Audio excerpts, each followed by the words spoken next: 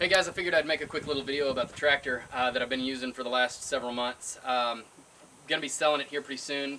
Really looking at something that has a front end loader on it.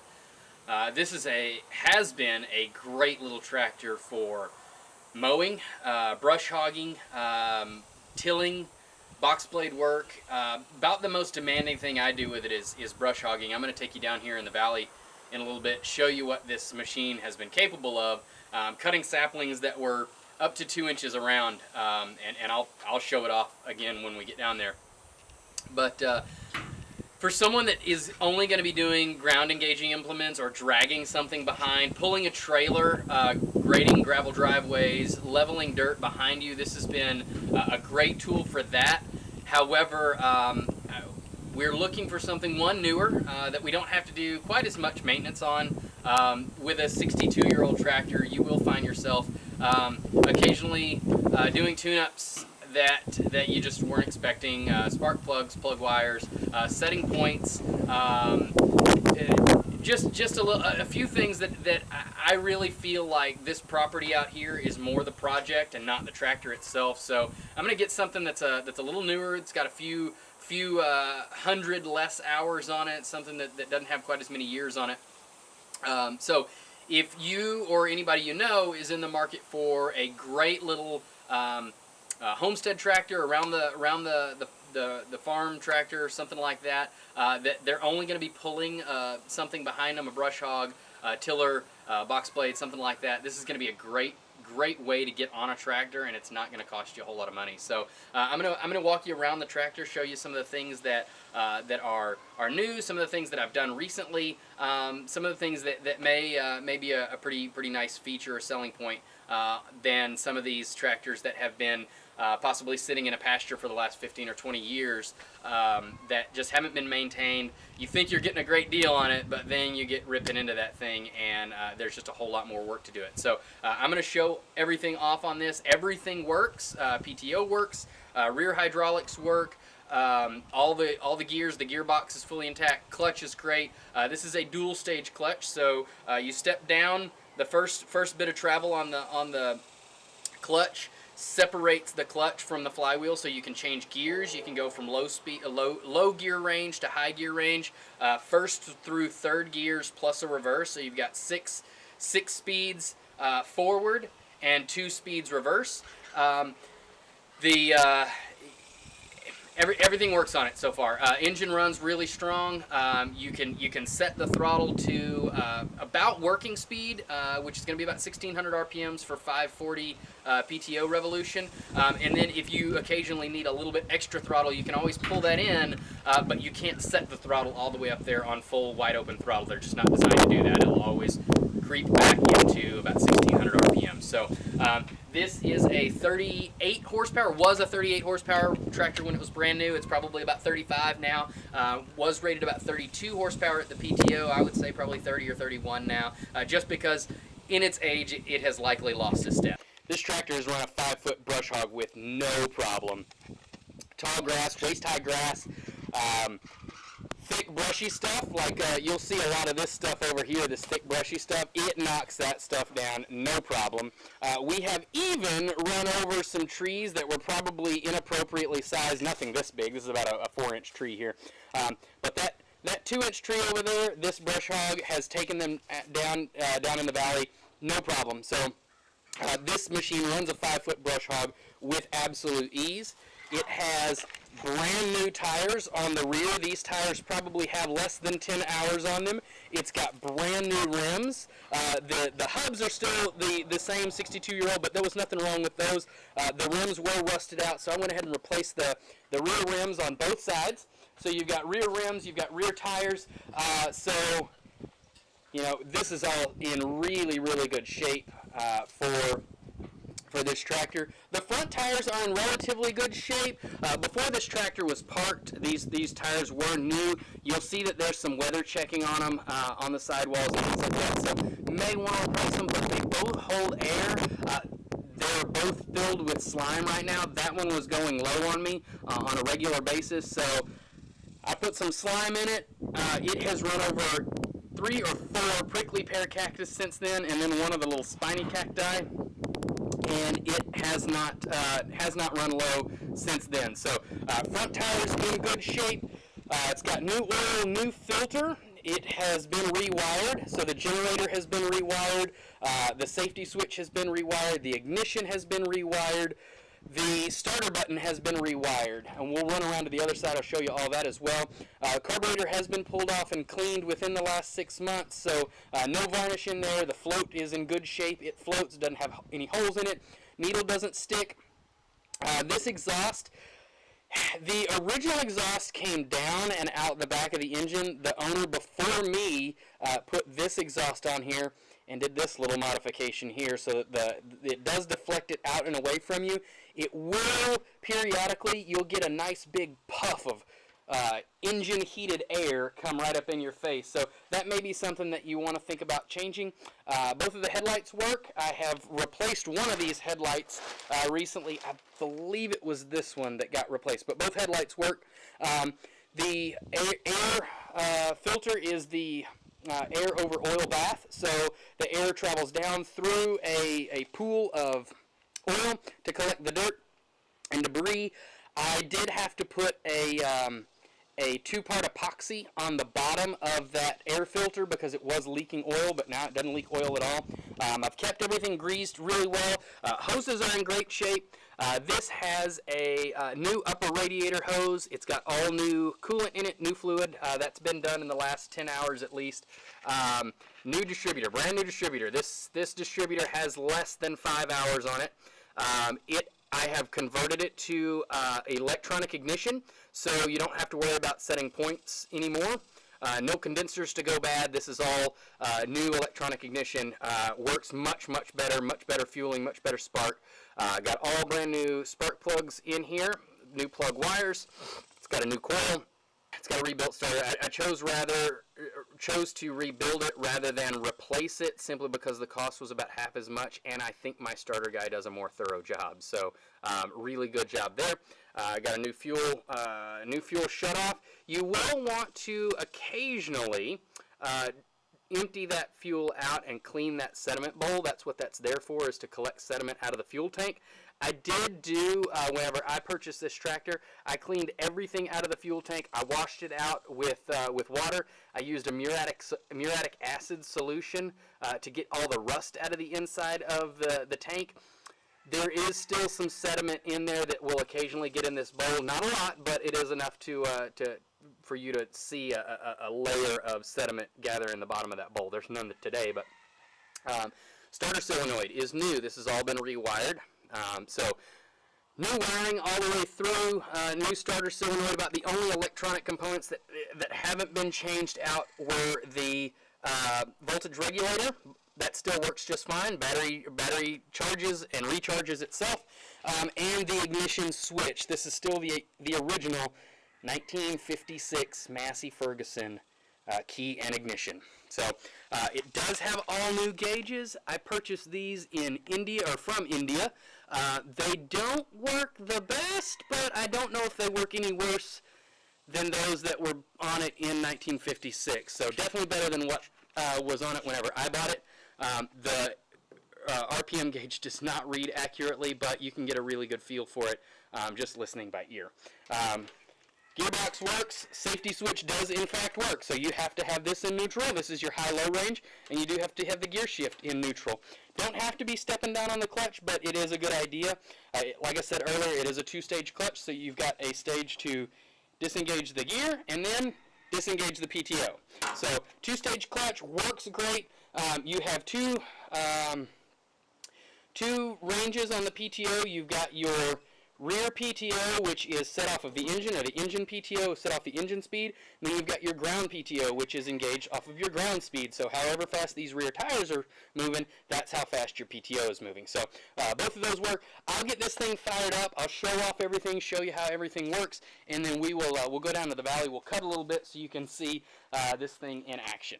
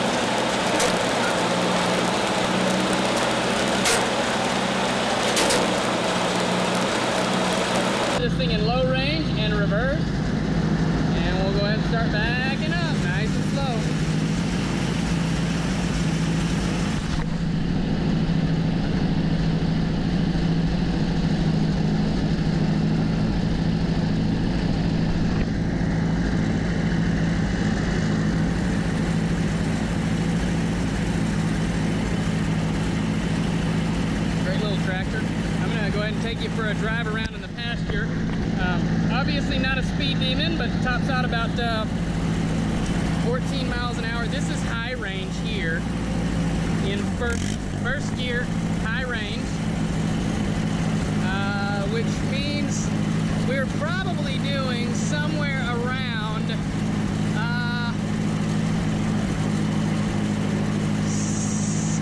5 miles an hour, 6 miles an hour.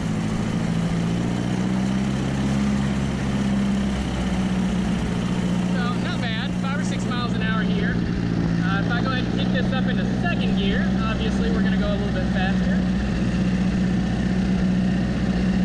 That's second gear, alright. And, oh, no, that's neutral.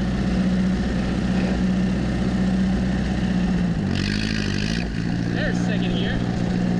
Third gear going across this pasture is going to be really bumpy, but I'll show it to you anyway.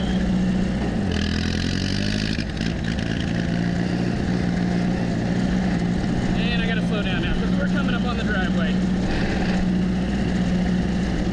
Alright, so we're going to go back down into first gear, high range. That's a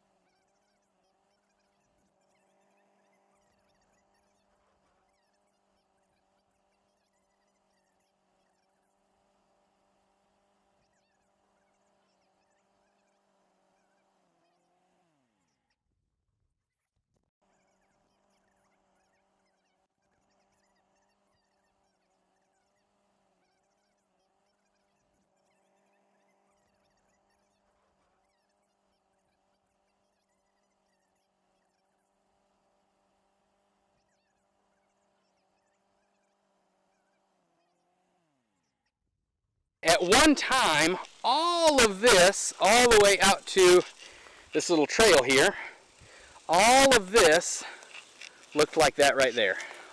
Just thick trees, lots of brush, and even that has been thinned out some because I've been able to back the brush hog up in through it. So what I'm going to do today is I'm going to go ahead and set up my camera so that you can see me, and I'll take out a couple of these little trees here. You're going to see me back up over these trees. Now I'm going to show you right now. There's the damage done by the brush hog.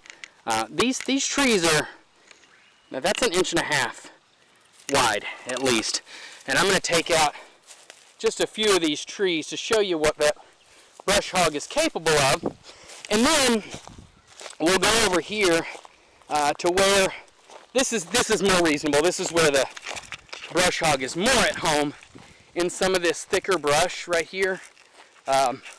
We've got a fence row over here that I don't want to take my riding mower down because I have no idea what is in all of this grass here.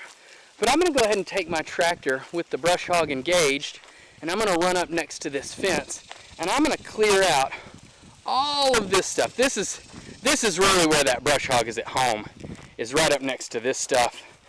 Just knocking all these thick brush and weeds and stuff like that out.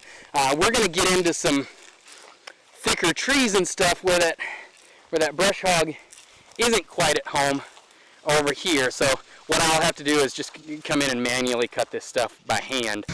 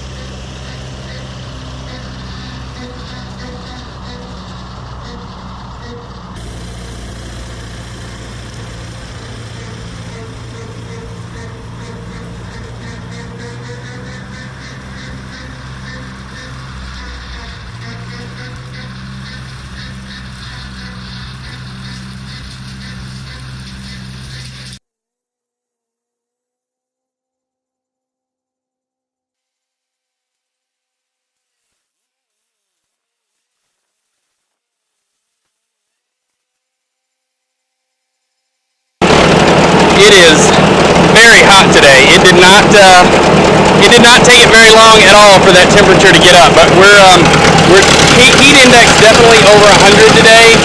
We're going to be 106 on Friday and Saturday of this next week, so probably not going to get out here and do much work on the tractor, but take you over here to some of this stuff that I ran over. Obviously, lots of sticks, lots of saplings, baby trees. Most of this stuff is a 1/2 to 3/4 of an inch. Some boob, probably the original owner out here, or the owner prior to us, threw this in the weeds. So we had this tangled up on the brush hog, but as you can tell, it did bog down the tractor quite a bit, caused that tractor to stumble and sputter, and it does that whenever it runs into the immovable object. That's just part of owning a tractor. Is you're occasionally going to hit something that cannot be moved. You're going to run into things that can't be moved, and this just happened to be one of those occasions where I ran into some wire. Luckily, I didn't have to get under that brush hog and untangle it all. But most of this stuff was 1 inch to 3/4. This guy right here, over 1 inch. This is a dead cedar tree, but cedar's really, really hard. And this just chopped through it like it was nothing. Especially this big, tall, thick grass here. Had no problems there. No problems down here. I ran into a pretty big clump over here of 1 inch.